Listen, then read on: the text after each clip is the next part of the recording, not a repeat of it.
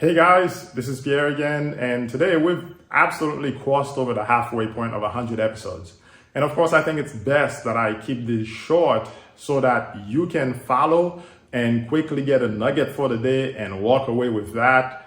But more importantly, on today's episode, number 51, we're talking about the harvest has come and it's time to put in the sickle. So one great scripture that I want to actually put in parallel with this, with Mark 4 verse 29, is 1 Corinthians 3 verses 5 through 7. Paul says, I have planted, Apollos watered, but God gives the increase. And he said, neither I nor Apollos, we're nobodies. You know what I'm saying? We're just servants that Jesus gave to the church so that you could come to believe the word. But at the end of the day, it's God that gives the increase.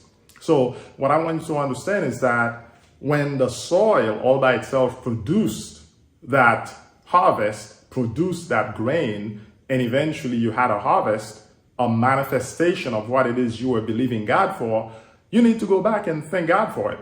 It's amazing. In the scriptures, there's a story where Jesus healed these lepers and he cleansed them. But one came back to worship him and Jesus said, be made whole. So there's the difference between being healed and being made whole, seemingly, because being made whole means maybe this man, as a leper, he was missing some fingers or what else, we don't know. But at least because he came back and he was grateful, he was thankful, Jesus told him he's going to another level in what he's received. And all that to say, when you receive a harvest, don't just rejoice, because harvest time is the hardest time. Meaning you have to put in work. You have to go get that harvest. You see, getting your paycheck, you have to work for it, right? Well, we all agree on that. But when you have your own business, you have to send out the invoices, or until you could grow and scale and actually delegate that to somebody else. But getting the harvest, somebody has to do the work to get the harvest. So I'm telling you today, what is it that you're expecting? What is the manifestation of your words? Because you put in your word, you put in your petition, you believe God, you spoke to the mountain, and you were expecting the promise to be accomplished in what you decreed. And now you've seen the harvest. And I'm going to tell you a quick story. One time in my life, I had a huge harvest and I had to fight to even get part of it, because just because you get the harvest does not mean that Satan is not out there trying to actually steal your harvest. Jesse Duplantis has an old story. A long time ago, I listened to it on tape. It's called That's My Harvest. It's like, it's like the devil standing there on a field that does not belong to him. And he's saying that's his harvest.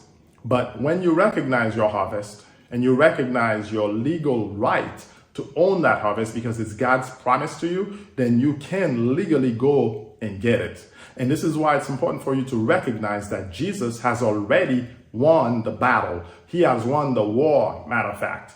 Your part is to occupy. And when you recognize you're to occupy, when you get a harvest, you won't let the enemy come and steal it.